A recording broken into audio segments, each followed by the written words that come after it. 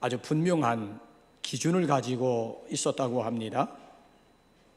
일찍 빨리 출세한 사람이라든지 아니면 실패를 경험해 보지 못한 사람은 일단 채용에서 제외시켰다고 합니다. 그 이유가 어디에 있는가 하면 빨리 출세한 사람일수록 독선적이기 쉽고 또 실패를 경험해 보지 못한 사람일수록 남의 아픔을 이해할 수 없다는 것이 이유였습니다.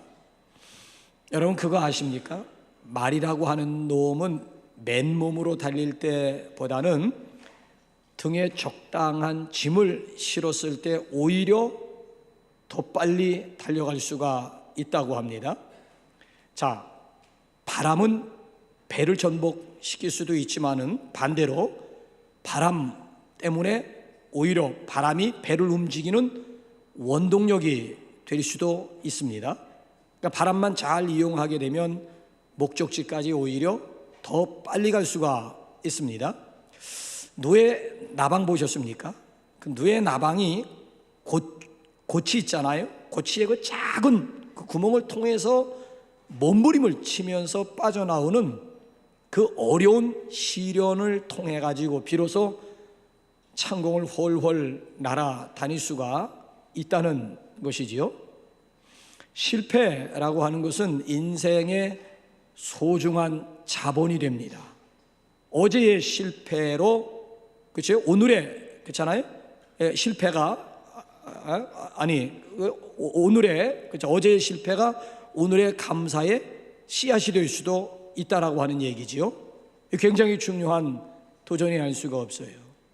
그래서 실패는 성공의 어머니라고 하는 그런 말도 있지 않습니까? 우리 인생의 날카로운 가시 때문에 아파하지만은 그 가시로 인해서 잠든 영혼이 눈을 뜨기도 합니다. 오늘 우리에게도 겉으로 보면은 아무런 문제가 없어 보이지만 그 사람 내면으로 들어가 보게 되면은 저마다의 가시라고 하는 게 있어요. 아무개는 참 부럽다. 아니에요. 그 사람 실상으로 가보면 그 사람 내면으로 들어가 보게 되면 그만이 가지고 있는 가시가 있습니다. 가시. 여러분들의 가시는 무엇입니까? 여기서 가시라고 하는 것은 아픔입니다. 고난과 고통을 가져다 주는 겁니다. 여기서 가시라고 하는 것은 어려움의 극치인 환난이라고도 할 수가 있습니다. 여기서 가시라고 하는 것은 나의 치명적인 약점이 될 수도 있습니다. 문제 중에서도 아주 예민한 문제가 될 수 있습니다. 여기서 말씀하고 있는 가시라고 하는 것은 상처입니다. 상처.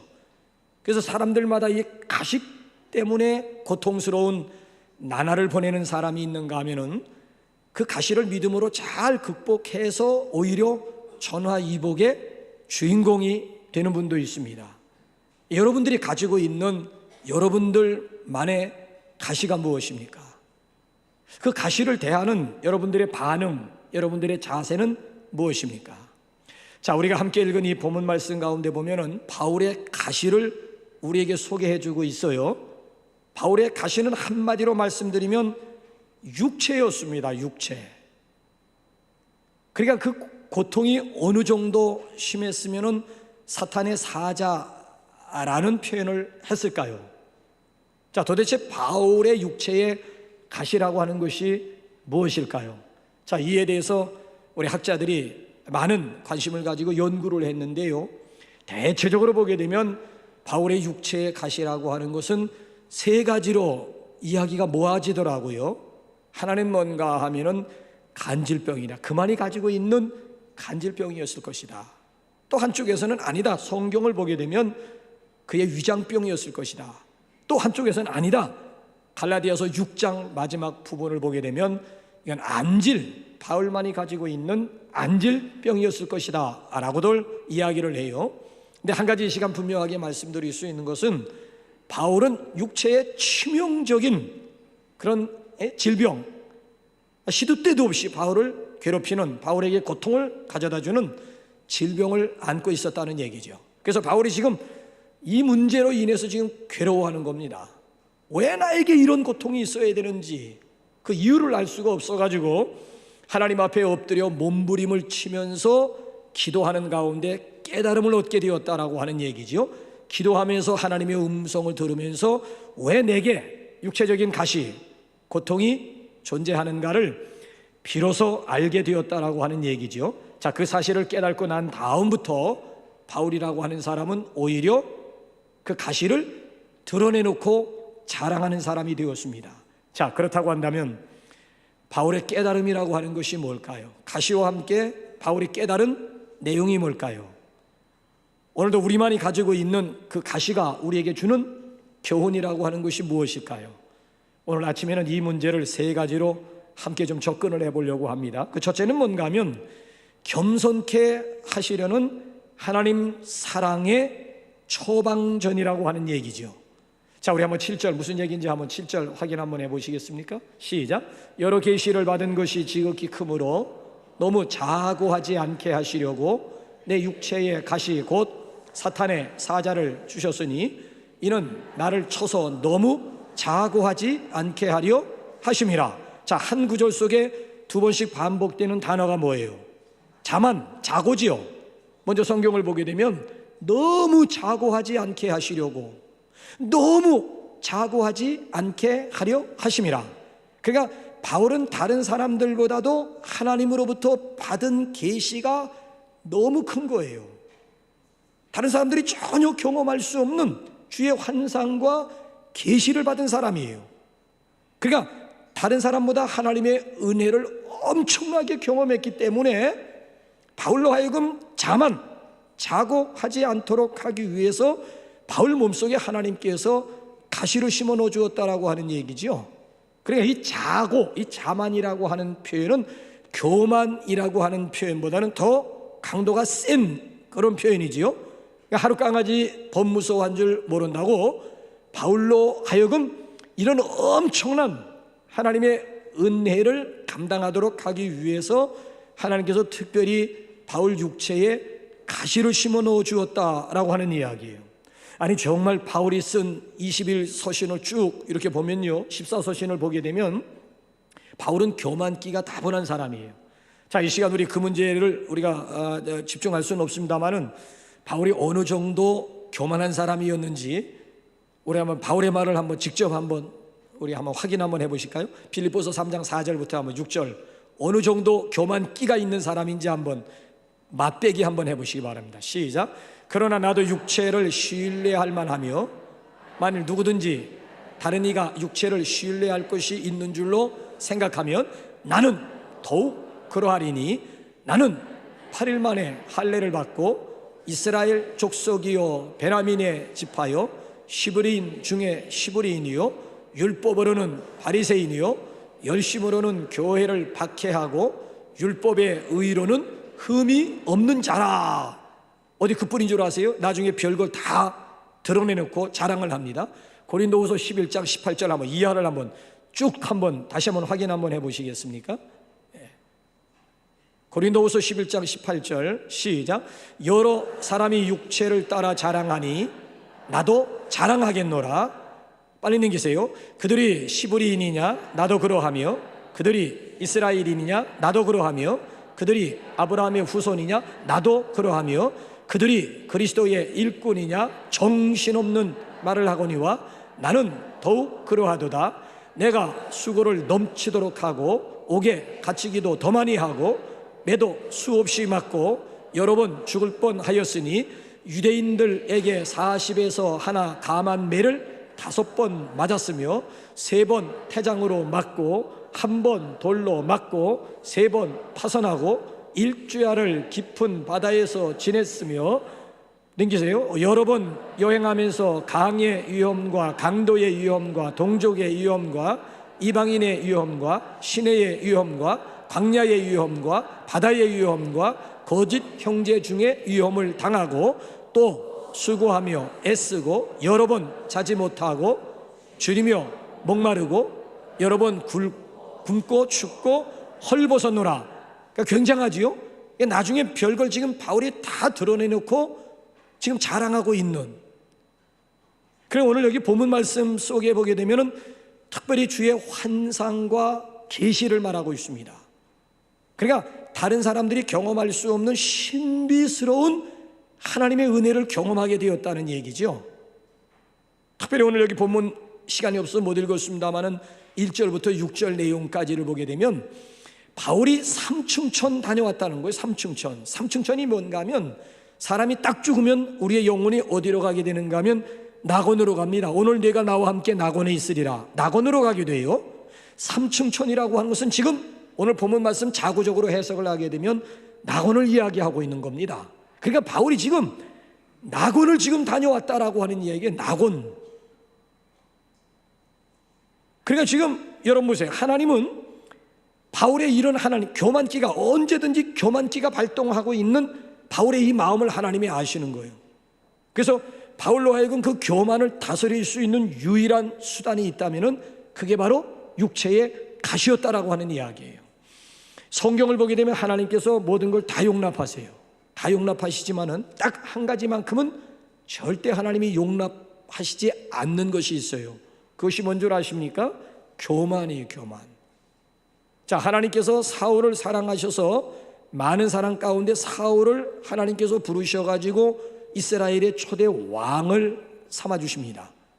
근데 이 사울이 왕이 되고 나서 한껏 교만해지자 하나님께서 여지없이 바울을 내리치세요. 아무리 사랑하는 사울이라 할지라도 교만하는 그 순간 하나님께서 여지없이 내가 사울을 버렸노라. 내가 사울을 버렸노라. 여러분 신약에서 대표적인 인물 또 하나를 찾아보라고 한다면은 예수님의 수제자가 누굽니까? 베드로지요.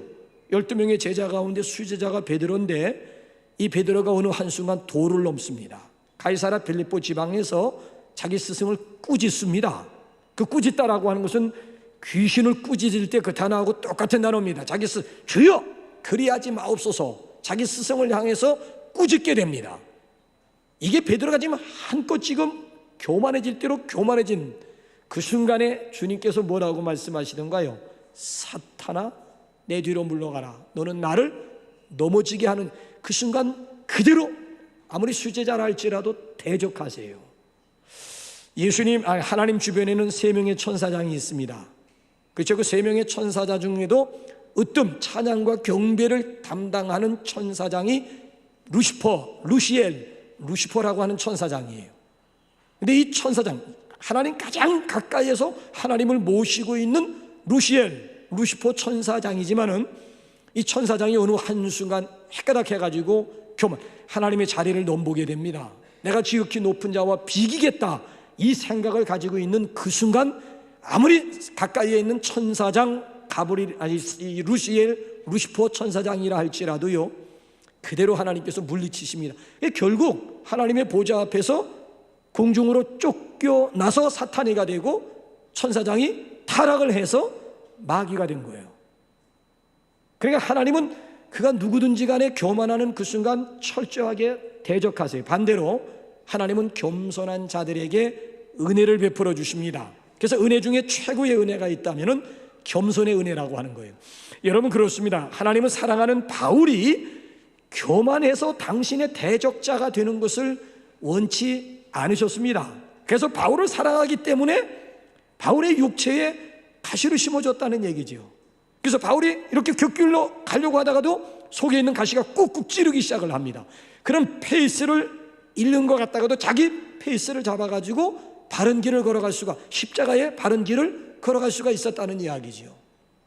그러니까 그리스도인들에게 있어서 이 가시라고 하는 것은 결코 부정적인 의미가 있는 것이 아니에요. 오히려 그 가시 속에 하나님의 사랑이 들어있고 가시 속에 하나님의 섭리가 들어있다라는 것이죠.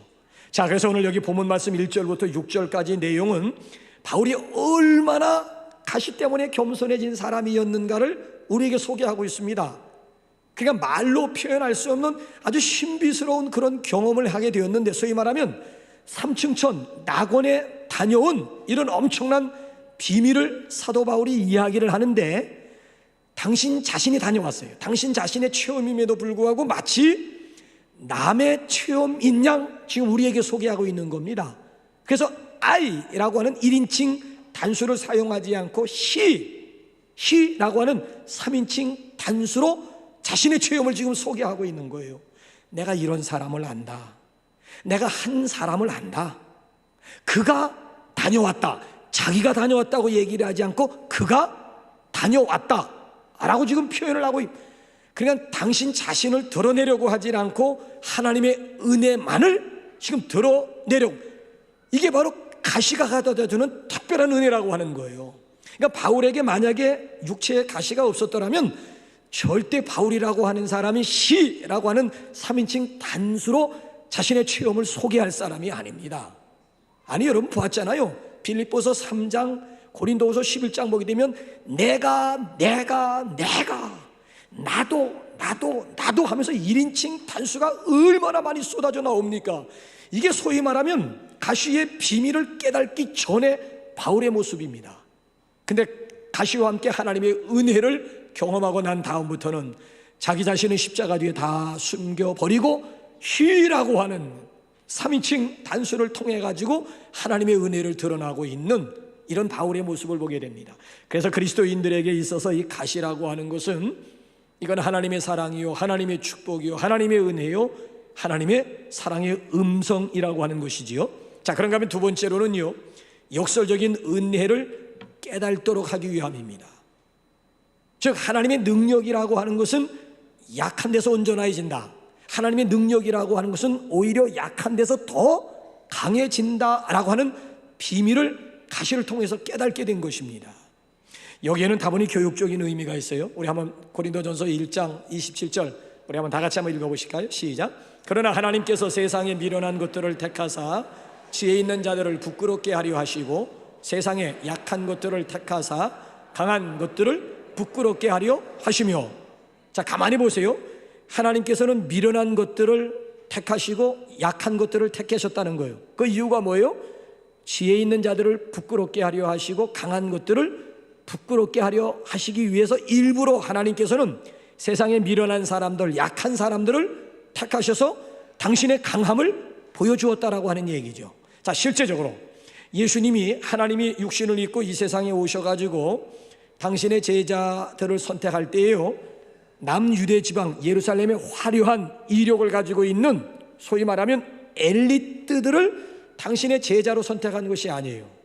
예수님의 12제자 가운데 가룟 유다만 빼놓고 나머지 11명의 제자들이 저 북쪽 갈릴리 깡촌 변방, 그것도 바닷가에서 잔뼈가 굵은 정말 미련하기 그지없고 무식하기 그지없고 약하기 그지없는 갈릴리 지역 출신들을 예수님의 제자로 선택을 하셨다라고 하는 이야기죠. 성경을 읽어보게 되면요, 유대 지역에 있는 종교 지도자들, 네로라고 하는 엘리트라고 지성인을 자처하고 있는 유대 종교 지도자들이요, 내심으로는요 예수님을 따르고 싶은 마음들이 있습니다. 예수님의 인격으로 보나 그분의 가르침으로 보나 그분의 삶으로 보나 저는 나무랄 데가 없는 분이에요. 기꺼이 예수님을 따라가고자 하는, 따르고 싶은 그런 마음들이 있는데 한 가지 걸림돌이 뭔 줄 아세요? 그 주변에 있는 사람들이 마음에 안 드는 거예요. 예수님 따르는 사람들, 예수님 주변에 있는 12명의 제자를 비롯해가지고 예수님 주변에 있는 사람들을 보게 되면 하나같이 별 볼 일 없는 사람들이에요. 무식하기 이를 데 없고 가난하지요, 소외된 계층들이지요, 병들었지요. 그래 세상적으로 보게 되면 볼품없는 사람들이에요. 자, 그 사람들과 더불어 자신들이 한 통속이 된다라고 하는 것이 자존심이 용납지 않은 거예요. 자신의 스타일이 그들과 한 통속이 되면 자신의 스타일들이 구겨질 것 같다라고 하는 생각, 그러니까 그 단계를 뛰어넘지 못한 거예요. 그것만 뛰어넘었으면 진실한 예수님의 제자가 될 수가 있었는데 자존심을 내려놓지 못하는 거, 자신들의 체면, 자신들의 명예 이거 붙잡고 결국 예수님의 제자가 되는 길을 놓쳐버리지 않았습니까? 그러니까 이게 오늘 여기 본문 말씀을 보게 되면 바울이 지금 이 문제를 우리에게 지금 지적해주고 있는 그런 내용이죠. 비근한 예로 니고데모라고 하는 사람을 보세요. 왜 니고데모라고 하는 사람이 밤중에 몰래 예수님을 찾아왔어요? 니고데모는 지도자예요, 지도자. 유대 지역, 예루살렘 지역에서 산헤드린 공회의원입니다. 지성인을 대표할 수가 있고 엘리트 중에서도 엘리트라고 할 수 있는 사람이 니고데모라고요. 이 니고데모가 왜 밤중에 몰래 예수님을 찾아왔느냐고요. 사람들의 시선이 무서운 거예요. 만약에 내가 대낮에 예수님을 찾아가면, 예수님 앞으로 나오게 되면 다른 사람들이 나에 대해서 어떻게 생각할까? 자신이 없는 거예요. 그러니까 밤중에 몰래 예수님을 찾아오지 않습니까? 결과적으로는 너는 이스라엘 선생으로서 그것도 알지 못하느냐라고 하면서 핀잔 들으면서 돌아가고 말았습니다마는, 어쨌든 우리가 이걸 알아야 됩니다. 하나님의 능력이라고 하는 것은요, 약한 데서 온전해지고, 하나님의 능력이라고 하는 것은 약한 데서 강해진다라고 하는 분명한 사실이에요. 바울은 이 사실을 가시와 함께 깨닫게 된 거예요. 가시와 함께. 그래서 여러분 9절을 보시면, 상반절 보시면요, 이는 내 능력이 약한 데서 온전하여 짐이라 라고 하시는 하나님의 음성을 듣고요, 중간 부분을 보시면은 이제부터는 나의 약한 것들을 자랑하겠노라 그랬어요. 왜 바울이 약한 것들을, 가시들을 자랑하겠노라고 했습니까? 자, 이제 9절 하반절 말씀으로 한번 내려와 보세요. 왜 그런지 한번 이유를 한번 보세요. 시작. 이는 그리스도의 능력이 내게 머물게 하려 함이다. 바울이 왜 숨기고 싶은 약점, 숨기고 싶은 가시를 자랑하겠다고 나옵니까? 이는 그리스도의 능력이 내게 머물게 하고자 합니다. 이걸 바울이 지금 가시와 함께 이 놀라운 사실을 바울이 새롭게 깨닫게 되었다는 얘기죠. 요즘에는 이렇게 시중에 나가보게 되면은 성공 스토리들이 굉장히 많이 나왔어요. 여기 롯데몰에 있는 교보문고, 굳이 우리가 광화문까지 갈 필요 없어요. 여기도 아주 잘 돼 있어요. 그래서 저는 일주일에 한 2번 정도는 갑니다만은, 거기 가면 시원하기도 하고요, 앉아서 책 한 권은 그냥 공짜로 보고 올 수도 있고요, 또 마음에 드는 책이 있으면 사가지고. 그러니까 우리 은평 지역에 저런 교보문고가 있다라고 하는 것은 이건 정말 큰 자랑거리, 이거 정말 좋은 일이 아닐 수가 없어요. 코너별로 너무나 책 정리를 잘 해놓은 거 있죠. 그러니까 뭐 거기 가서 오랜 시간 동안 헤맬 필요도 없는 거예요. 너무 정리가 잘 되어 있는 거예요. 근데 유난히 가서 보게 되면요, 과거에 비해서 성공 스토리들이 너무나 많이 나왔어요. 성공한 사람들의 공통점이 뭔 줄 아십니까? 성공한 사람들이 가시와 약점이 없다고 생각하십니까? 아니에요. 오히려 우리보다 약점이 더 많고 가시들이 더 많았는데, 가시와 약점이 저들 인생살이 가운데서 장애물이 아니고 오히려 디딤돌 삼았다라고 하는 거죠. 약점과 가시들을 뛰어넘어 역설적인 인생, 역설적인 스토리를 우리에게 소개하고 있기 때문에 더 짜릿한 거라고요.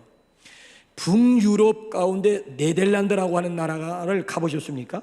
네덜란드는 여러분들이 아시는 대로 이 국토가 수면보다 더 낮은 지역이 더 많습니다. 근데 그걸 전부 제방을 그 전에 만들어가지고 거기다가 지금 농사를 짓고 나라를 부강하게 일으킨 대표적인 나라가 네덜란드라고 하는 나라예요. 때로는 그 제방이 무너져가지고 얼마나 많은 사람들이 희생당했는지 몰라요. 자, 지리적으로는, 국토적으로는 굉장히 약점을 가지고 있는 나라예요. 다른 나라에 비해서는 절대 불리한 입장이에요. 자, 그럼에도 불구하고 저들은 물론 많은 사람들이 희생당하기도 했습니다만 더 튼튼한 제방을 쌓아가지고 약점을 극복해서 오늘의 부강한 나라를 이룬 대표적인 나라가 네덜란드라고 하는 나라예요. 여러분들에게 있는 약점이 무엇입니까? 여러분 더 이상 약점을 부끄러워하지 말고요, 약점 때문에 여러분 실망하지 마세요. 오히려 나에게 있는 약점이 하나님의 은혜를 힘입을 수 있는, 하나님의 능력을 힘입을 수 있는 근거도 되고 지름길이 된다라고 하는 이야기예요.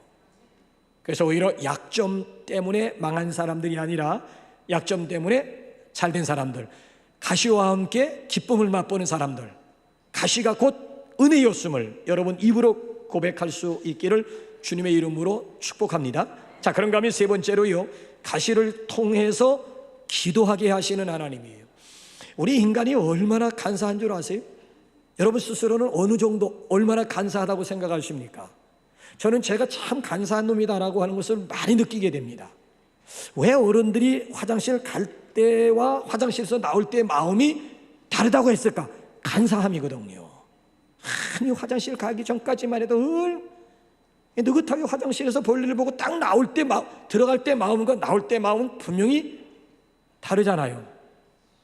여러분, 사람이 형통하게 되면은 더 열심히 하나님 앞에 봉사하고, 형통하게 되면 더 열심히 하나님 앞에 기도할 것 같지요?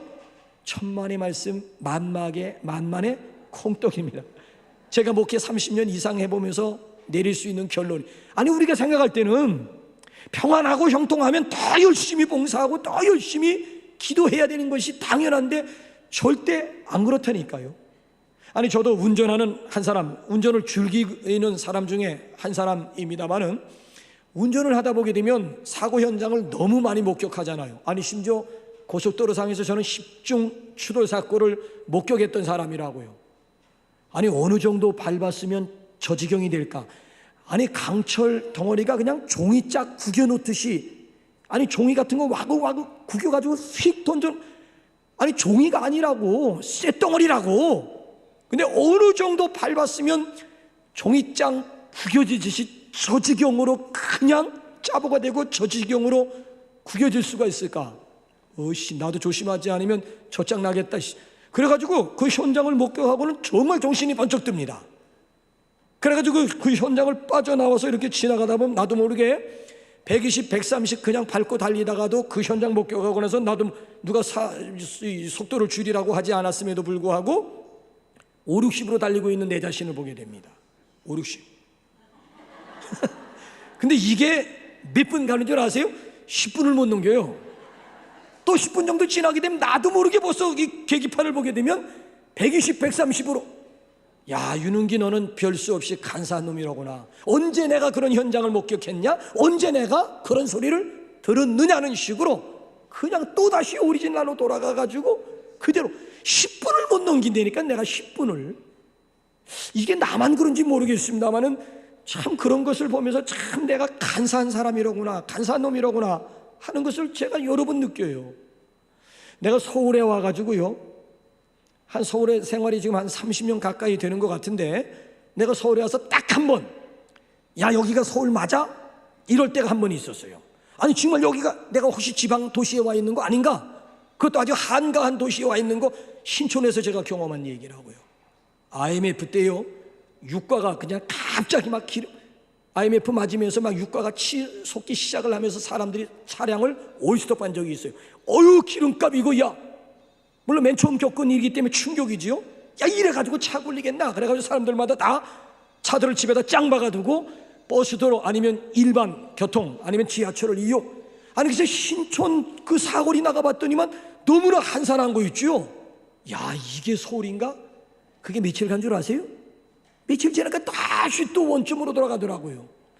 여러분들 저기 이렇게 나가게 되면 외곽 순환 고속도로가 있어요. 외곽 순환 고속도로를 타보셨어요? 맨 처음에 외곽 순환 고속도로가 개통이 되고 말도 많고 탈도 많고 데모도 많고, 그 이유가 뭔 줄 아세요?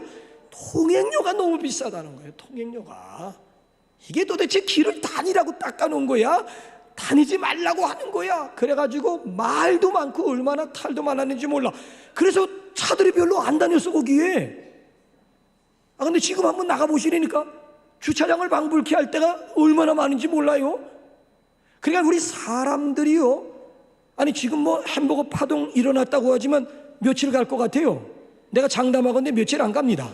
지금 뭐 햄버거 파동이다, 죽는다, 사는다 하지만 며칠 지나 보내니까 다시 원점으로 돌아가는 것은 시간 문제라고 하는 거예요. 그러니까 우리 인간들은 누구에게나 다 간사함이라고 하는 게 있어요. 이 간사한 인간들을 다루시는 하나님의 방법이 뭔 줄 아십니까? 도대체 성경을 통해서 기도 교과서를 통해서 그렇게 기도하라고 함에도 불구하고 기도하지 않는 주의 백성들로 하여금 기도하게 만드시는 하나님의 비상수단이 뭔 줄 아세요? 금세기 기독교 최고의 작가로 C.S. 루이스라고 하는 사람이 뽑혔어요.